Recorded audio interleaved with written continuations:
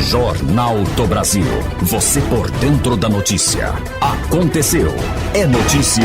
Um grande abraço para você que está ligado com a gente. Brasil. Sexta-feira, 13 de agosto de 2021. Vamos de imediato aos destaques do programa de hoje. Senado aprova projeto que aumenta limite de receita do MEI. Prorrogação do auxílio emergencial começará a ser paga no dia 18. Câmara aprova a união de siglas em federação partidária. Fiocruz alerta que SRAG pode voltar a crescer. Estes e outros destaques a partir de agora no Jornal do Brasil, que está começando. O plenário do Senado aprovou na quinta-feira o projeto de lei complementar PLP 108/2021, que aumenta R$130 mil a receita bruta anual permitida para o enquadramento como microempreendedor individual MEI. Atualmente, o limite de faturamento do MEI é até R$81 mil. De autoria do senador Jaime Campos, do DEM do Mato Grosso, a proposta teve como relator o senador Marcos Rogério, do DEM de Rondônia. Foram 71 votos favoráveis e nenhum contrário. O texto segue agora para análise da Câmara dos Deputados. A proposta amplia de 1 para 2 o número de empregados que podem ser contratados pelo microempreendedor. Os funcionários só podem receber no máximo um salário mínimo ou piso salarial da respectiva categoria profissional. Para os casos de afastamento legal de um ou de ambos empregados do MEI, será permitida a contratação de empregados em número equivalente aos que foram afastados, inclusive por prazo determinado, até que cessem as condições do afastamento na forma estabelecida pelo Ministério do Trabalho e Emprego. De acordo com dados oficiais citados na justificativa do projeto, até o final de 2020 existiam 11,2 milhões de MEIs ativos no Brasil, correspondendo a 56,7% do total de negócios em funcionamento. A principal vantagem do enquadramento como MEI é a possibilidade de pagamento de carga tributária reduzida por meio de um sistema de recolhimento único, o Documento de Arrecadação Simplificada, DAS, de valor fixo inferior às alíquotas do Simples, que incidem sobre a receita bruta e são progressivas, conforme a faixa de faturamento. A redução de receitas decorrente da conversão em lei desse projeto foi estimada pela Consultoria de Orçamento, Fiscalização e Controle do Senado em 2,32 bilhões de reais para o ano de 2022, 2,48 bilhões para 2023 e 2,64 bilhões para 2024, conforme expresso na justificação do projeto de lei, afirmou o senador Marcos Rogério, do DEM de Rondônia. Jornal do Brasil. Seguimos com o Jornal do Brasil. Eu sou o Anderson Dilkin e agradeço a sua companhia. Desde já, um bom fim de semana. A quinta parcela da prorrogação do Auxílio Emergencial 2021 começará a ser paga no próximo dia 18 para os beneficiários do Bolsa Família. Para o público geral, que recebe por meio da conta poupança digital, os depósitos começarão no próximo dia 20. O calendário da prorrogação do auxílio emergencial foi anunciado na tarde de ontem pelo ministro João Roma, ministro da Cidadania, e também pelo presidente da Caixa Econômica Federal, Pedro Guimarães. O cronograma inclui pagamentos em fins de semana e feriados, assim como o pagamento a beneficiários nascidos em meses diferentes no mesmo dia. A quinta parcela será depositada para o público em geral, trabalhadores informais inscritos no Cadastro Único para Programas Sociais do Governo Federal entre 20 e 31 de agosto, variando conforme o mês de nascimento. A sexta parcela será acreditada entre 21 de setembro e 13 de outubro. A sétima parcela será paga de 20 a 31 de outubro. O pagamento aos beneficiários do Bolsa Família será realizado nos 10 últimos dias úteis de cada mês, como ocorre desde o início do auxílio emergencial no ano passado. Em agosto, os depósitos ocorrerão entre os dias 18 e 31. A sexta parcela será acreditada entre 17, e 30 de setembro. A sétima e última parcela será paga entre 18 e 29 de outubro. O calendário é distribuído conforme o dígito final do número de inscrição social NIS e o saque pode ser efetuado no mesmo dia do depósito.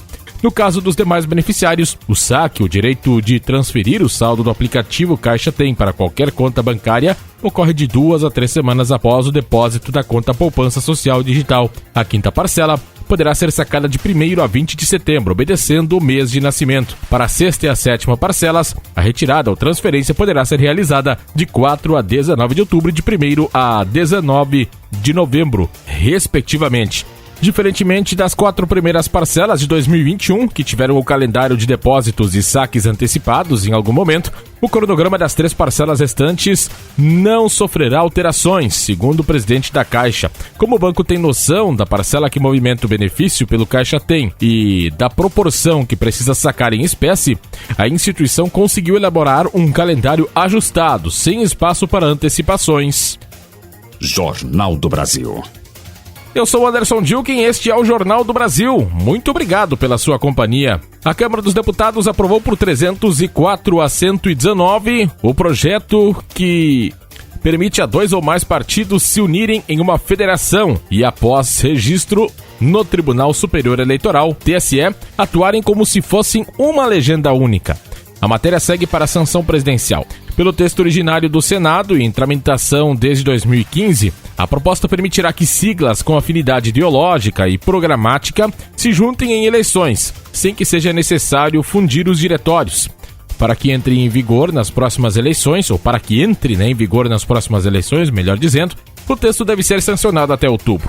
Na prática, a proposta ajudará partidos a alcançar a cláusula de barreiras, ou barreira instrumento, criado para reduzir o número de partidos com pouca representação na Câmara dos Deputados. Serão aplicadas à federação de partidos todas as normas que regem as atividades dos partidos políticos ou que diz respeito às eleições, inclusive no que se refere à escolha e registro de candidatos para as eleições majoritárias, melhor dizendo, e proporcionais, arrecadação e aplicação de recursos em campanhas e propaganda eleitorais, contagem de votos, obtenção de cadeiras, prestação de contas e convocação de suplentes. Também serão aplicadas as regras de finalidade partidária. Pelo texto, a abrangência da aliança será nacional. As siglas reunidas em federação partidária deverão permanecer juntas por no mínimo 4 anos. A federação poderá ser constituída até a data final do período de realização das convenções partidárias. O texto ainda prevê como punição pelo descumprimento do prazo mínimo de permanência na federação, a perda do programa e das inserções de rádio e televisão e a vedação de ingresso em federação por 1 semestre. A federação continuará em funcionamento até a eleição seguinte, na hipótese de desligamento de 1 ou mais partidos, desde que nela permaneçam 2 ou mais partidos. Jornal do Brasil.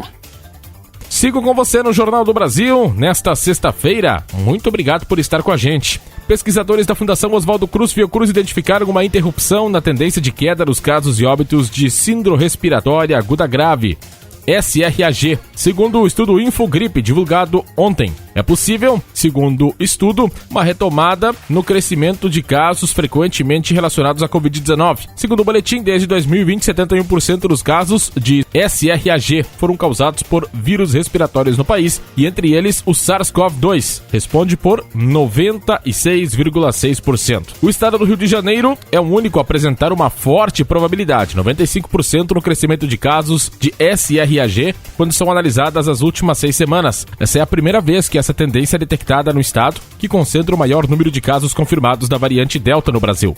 Os estados de Mato Grosso do Sul e Acre também representam tendência de crescimento nesse tipo de análise, porém com probabilidade de 75%. Na análise de curto prazo, últimas 3 semanas, Mato Grosso do Sul apresenta forte probabilidade de crescimento e também tendem a crescer a Bahia, Sergipe, Rio de Janeiro, São Paulo, Paraná e Rio Grande do Sul. A análise de 6 semanas é usada pelos pesquisadores para uma avaliação da tendência de casos de SRAG com menor peso de oscilações semanais. Já de 3 semanas, apesar de conter mais oscilações, indica possíveis alterações no comportamento de longo prazo. Modificações de tendência foram percebidas no Paraná, Rio Grande do Sul e em São Paulo, onde foi observado o sinal de estabilidade na tendência de longo prazo e sinal moderado de crescimento na tendência de curto prazo. Já na Bahia e em Sergipe, observa-se sinal de queda no longo prazo com sinal moderado de crescimento na tendência de curto prazo. Sinais de estabilidade nas tendências de curto e longo prazo foram registrados no Amazonas, Ceará, Distrito Federal, Espírito Santo, Minas Gerais, Pernambuco, Rondônia e Santa Catarina. Já Pará, Roraima, Maranhão, Tocantins e Alagoas apresentam tendência de queda das duas análises. Vamos falar de esporte! Agora, no Jornal do Brasil, placar esportivo.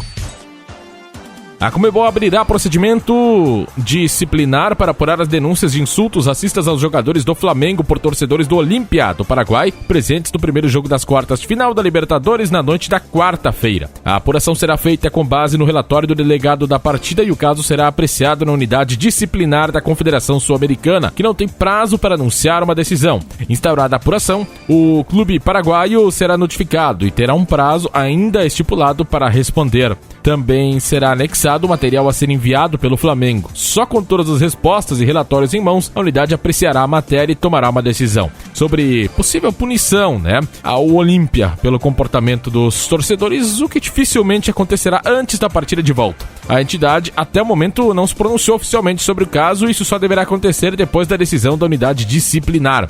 Pessoas da confederação ouvidas pela reportagem do Globoesporte.com afirmaram que a postura sempre será de repúdio ao racismo. Há registros em vídeo de gritos de macaco vindos da arquibancada. Gabigol contou que também foi vítima dos insultos. A CBF definiu na quinta-feira as datas e horários, além dos locais, dos confrontos líder às quartas de final da Copa do Brasil. 3 das partidas serão realizadas no dia 25 de agosto, quarta-feira, e um jogo será disputado no dia 26 de agosto, quinta-feira. Portanto, os jogos de ida, quarta, dia 25... 7 horas, Atlético Paranaense e Santos, na Arena da Baixada. Às 9h30, Grêmio e Flamengo na Arena em Porto Alegre, Arena do Grêmio. Também às 9h30, São Paulo e Fortaleza no Morumbi. Na quinta-feira, dia 26, 21h30, Fluminense e Atlético Mineiro no Newton Santos. O jogo entre Fluminense e Atlético Mineiro será disputado no Newton Santos. O Maracanã está fechado por um período de 18 dias para a recuperação do gramado. A previsão é que o estádio esteja disponível para receber jogos a partir do dia 31 de agosto. As partidas de volta já tiveram locais confirmados, mas as datas e horários ainda não foram definidos. Fica por aqui o Placar Esportivo e o Jornal do Brasil. Grande abraço a todos e um bom fim de semana. Você ouviu Jornal do Brasil.